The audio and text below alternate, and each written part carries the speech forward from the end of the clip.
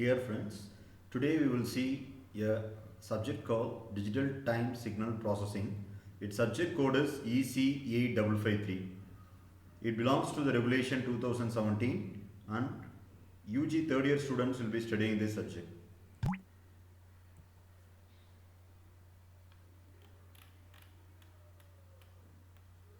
Unit 1. Unit 1 is Discrete Fourier Transform, which is abbreviated as DFT. First, let us see the introduction to digital signal processing. What is a signal processing?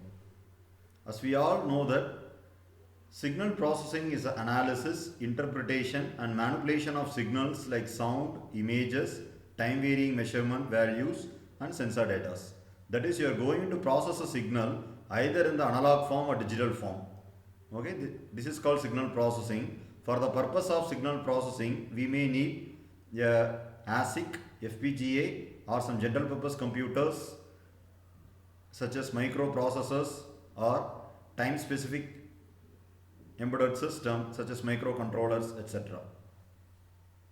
That is, any signal can be processed either in analog form or digital form. If it is processed in the analog form, it is called analog signal processing. Suppose if my analog signal is digitized and it is converted to digital form and then processed, it is called digital signal processing.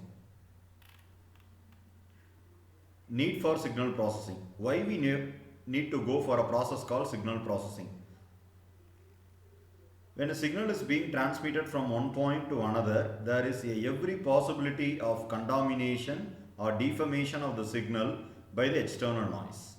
Okay, so to retrieve the original signal at the receiver, we need to go for suitable filters. Okay, so we need to go for the process called signal processing. Categories of signal processing, as I have already told, there are two types of signal processing. Number one, analog signal processing. Number two, digital signal processing. Analog signal processing is a type of processing which involves processing of an analog signal without the signal being digitized. That is, you are going to process analog signal as such. Okay, such as radio signal, telephone signal, radar signal or television signal, TV signal. Okay, for the purpose of this analog processing, we may in need of circuit components such as passive filters, active filters, mixers, integrators and delay lines.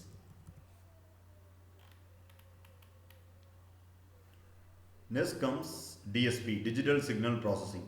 Okay, that is, the analog signal has been digitized and it is converted to the digital form, and this digital signal is processed by using a computer or ASIC or FPGA, which is field programmable gate array, or DSP processors, which is digital signal processors, which is shortly called DSP. So the processing of the signal helps to estimate the characteristic parameter of the signal and also to transform the signal in the desired form. Analog signal processing. Analog signal processing is basically filtered of the signal. It can be denoted by the following system. That is, you are going to convert the signal x of t to s of t, where s of t is going to be the transformed signal of original time domain signal x of t. Okay, in analog signal processing, we will be using an analog filters, and the filter transfer function is represented by h of s. And this is a basic block diagram of digital signal processing. Here, an analog signal x of t is converted into the digital form with the help of ADC circuit. This ADC contains initial step is, that is, analog signal x of t will be band limited by using a low pass filter which is having the specific cutoff frequency, say FC. FC is a cutoff frequency of low pass filter. This is going to be the first block of ADC.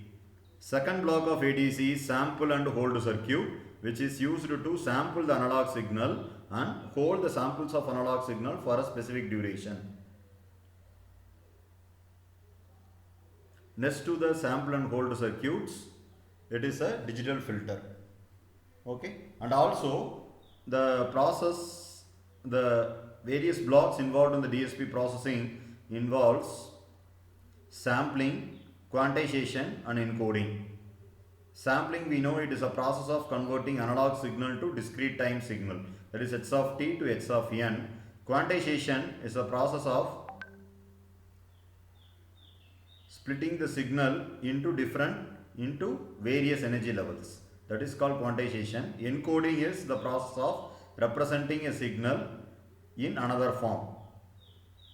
Say for example, if you are dividing an analog signal into 5 different levels, okay, in the process of encoding, what I will be doing is I will be representing each voltage level by a specific voltage value. That is the process of encoding.